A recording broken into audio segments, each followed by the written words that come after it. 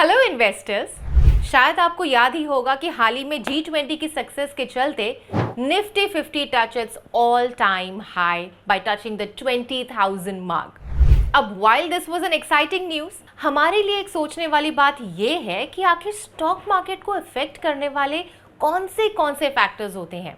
Economic indicators, corporate earnings या geopolitical events, ये सब स्टॉक मार्केट को आखिर कैसे इन्फ्लुएंस करते हैं। मैं हूं जीनत कपारिया और आप देख रहे हैं इन्वेस्टिंग 101, जहां हम आपको फाइनेंशियल कॉन्सेप्ट समझाते हैं। लेकिन पहले, अगर आपने हमारे चैनल को सब्सक्राइब नहीं किया है तो अभी कर लीजिए और बेल आइकन पर ज़रूर क्लिक कीजिए ताकि आप हमारे इन्फॉर्मेटिव वीडियोस और एजुकेशनल वीडियोस को मिस ना करें।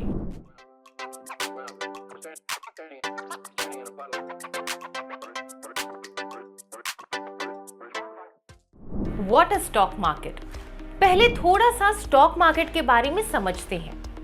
स्टॉक मार्केट को एक बाजार की तरह समझिए, जहां पर कंपनीज अपने शेयर्स को पब्लिक के लिए बेचती है। जब आप एक कंपनी के शेयर्स खरीदते हैं तो आप उस कंपनी का हिस्सा खरीदते हैं। स्टॉक मार्केट में शेयर प्राइसेस हर दिन बदलते रहते हैं और ये फ्लक्चुएशंस कई फैक्टर्स पर डिपेंड करते हैं। एंड क्या होते हैं ये फैक्टर्स? सबसे पहला फैक्टर है इकोनॉमिक इंडिकेटर्स। इकोनॉमिक इंडिकेटर्स वो सिग्नल्स होते हैं जो इकोनॉमी के हेल्थ और परफॉर्मेंस को रिप्रेजेंट करते हैं। इनमें इंक्लूड होता है GDP growth rate, inflation rate, employment data और इंडस्ट्रियल प्रोडक्शन। जब भी ये इंडिकेटर्स पॉजिटिव होते हैं, स्टॉक मार्केट जनरली ऊपर जाता है, और जब नेगेटिव होते हैं तो मार्केट में अनसर्टेनिटी बढ़ती है। फॉर एग्जाम्पल, जब इंडिया में डीमोनेटाइजेशन हुआ है तब स्टॉक मार्केट में बड़ी गिरावट देखी गई है। लोगों ने कैशलेस ट्रांजैक्शंस को बढ़ावा दिया और इससे फाइनेंशियल टेक्नोलॉजी कंपनीज के शेयर्स में हमें पॉजिटिव रिस्पॉन्स देखने मिला।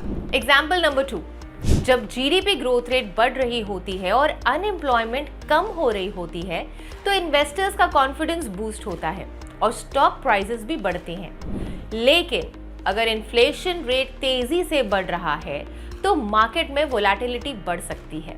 अब दूसरा फैक्टर है कॉर्पोरेट अर्निंग्स। कंपनी के अर्निंग्स रिपोर्ट्स भी स्टॉक मार्केट पर बड़ा असर करती हैं। जब किसी कंपनी के क्वार्टरली या annually earnings better than expected होते हैं तो उसके शेयर्स यूजुअली बढ़ते हैं। लेकिन अगर अर्निंग्स एक्सपेक्टेशन से कम होती है तो शेयर प्राइसेस में गिरावट आ सकती है, और इसीलिए इन्वेस्टर्स रेगुलरली कंपनी के फाइनेंशियल रिपोर्ट्स और अर्निंग अनाउंसमेंट्स पर नजर रखते हैं। फॉर एग्जांपल, अगर किसी टेक कंपनी ने अपने लेटेस्ट क्वार्टर में रिकॉर्ड प्रॉफिट अनाउंस किया है तो उसके शेयर्स की डिमांड बढ़ती है और स्टॉक प्राइस भी बढ़ते हैं। थर्ड है पॉलिटिकल इवेंट्स। राजनीति भी स्टॉक मार्केट पर बड़ा असर डाल सकती है। चुनाव, सरकार की नीतियां और सरकार के फैसले स्टॉक मार्केट पर डायरेक्ट इम्पैक्ट करते हैं, और इसीलिए जब स्टेट इलेक्शंस होते हैं तब मार्केट में वोलेटिलिटी ज्यादा होती है। जैसे कि जब लोकसभा चुनाव होते हैं तब स्टॉक मार्केट में ट्रेडर्स और इन्वेस्टर्स काफी कॉशियस रहते हैं। अगर स्टेबल सरकार बनती है तो मार्केट में बुलिश मोमेंटम बना रहता है। फोर्थ है interest rates. Central banks interest rate को कंट्रोल करते हैं और इन रेट से स्टॉक मार्केट बड़ा इफेक्ट होता है। जब इंटरेस्ट रेट्स कम होते हैं तो इन्वेस्टर्स शेयर्स में इन्वेस्ट करना ज्यादा अट्रैक्टिव लगता है और इससे शेयर प्राइसेस बढ़ते हैं। लेकिन अगर इंटरेस्ट रेट्स बढ़ जाएं तो इन्वेस्टर्स डेट इंस्ट्रूमेंट्स में ज्यादा इंटरेस्ट पा सकते हैं और इसीलिए वो अपने शेयर्स को बेच के डेट इंस्ट्रूमेंट्स में पैसा लगाते हैं। फिफ्थ है international events. Stock markets international events से काफी इंपैक्टेड रहते हैं। जियोपॉलिटिकल टेंशंस, नेचुरल डिजास्टर्स या ग्लोबल इकोनॉमिक स्लोडाउन्स, इन इवेंट्स के इम्पैक्ट से इन्वेस्टर्स अनसर्टेनिटी में चले जाते हैं, जिससे मार्केट वोलेटिलिटी बढ़ जाती है। Let's say for example, recently oil crisis हुआ था क्योंकि रशिया यूक्रेन का वॉर चल रहा था। यानी कब इंटरनेशनल मार्केट में कुछ ऊंच नीच होती है तो वो इंडियन मार्केट्स को भी अफेक्ट करती है। Number 6, government policies. जब सरकार किसी नए इकोनॉमिक पॉलिसी या रिफॉर्म को लाती है तो इसका सीधा असर स्टॉक मार्केट पर होता है। अगर सरकार एक ऐसा बजट पास करती है जिसमें टैक्स रेट्स बढ़ाए या कम करें तो ये डायरेक्टली बिजनेसेस और इन्वेस्टर्स पर भारी असर करती है।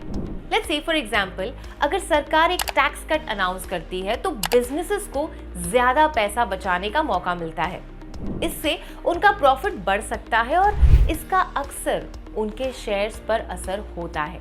इसी तरह से सरकार एक इंफ्रास्ट्रक्चर डेवलपमेंट प्लान्स अनाउंस करती है तो कंस्ट्रक्शन कंपनीज और रिलेटेड सेक्टर्स में तेजी आ सकती है जो स्टॉक मार्केट में देखी जाती है। अगला फैक्टर है कंपनी परफॉर्मेंस। हर एक कंपनी की अपनी परफॉर्मेंसेस होती है और जब कंपनी अपने फाइनेंशियल रिजल्ट अनाउंस करती है तो उसके शेयर्स पर डायरेक्ट असर होता है। अगर कंपनी अच्छे रिजल्ट्स रिपोर्ट देती है तो शेयर प्राइसेस जनरली बढ़ती हैं। लेकिन अगर रिजल्ट एक्सपेक्टेशन से कम होते हैं तो शेयर प्राइसेस गिर सकते हैं। Number 8, market sentiment. Market sentiment भी एक इम्पॉर्टेंट फैक्टर है, यानी कि लोगों का overall mood and belief market पर कैसा है। अगर मार्केट सेंटिमेंट पॉजिटिव है तो लोग ज्यादा इन्वेस्ट करते हैं और शेयर प्राइसेस बढ़ते हैं। लेकिन नेगेटिव सेंटिमेंट में लोग अपने इन्वेस्टमेंट से दूर रहते हैं, जिससे मार्केट में बियरिश मोमेंट आता है। इन फैक्टर्स को समझना एक इन्वेस्टर के लिए बहुत जरूरी है, क्योंकि इसका इम्पैक्ट इन्वेस्टमेंट डिसीजंस पर डेफिनेटली होता है। आपको अपने रिस्क टॉलरेंस, फाइनेंशियल गोल्स और मार्केट कंडीशंस के हिसाब से इन्वेस्टमेंट करना चाहिए। तो इस वीडियो में हमने देखा कि स्टॉक मार्केट को कैसे अलग अलग फैक्टर्स इन्फ्लुएंस करते हैं। मार्केट को प्रिडिक्ट करना मुश्किल है, लेकिन इन फैक्टर्स को समझकर आप अपनी इन्वेस्टमेंट्स को बेटर मैनेज कर सकते हैं। अगर आपको ये वीडियो पसंद आया है तो लाइक करना ना भूलिए और हमारे चैनल को सब्सक्राइब करना ना भूलिए। और हाँ, अपने फ्रेंड्स के साथ इस वीडियो को शेयर करें ताकि उनको भी ये नॉलेज मिले। हम मिलते हैं अगले वीडियो में, तब तक के लिए happy investing. Investments in the security markets are subject to market risk. Read all the documents carefully before investing.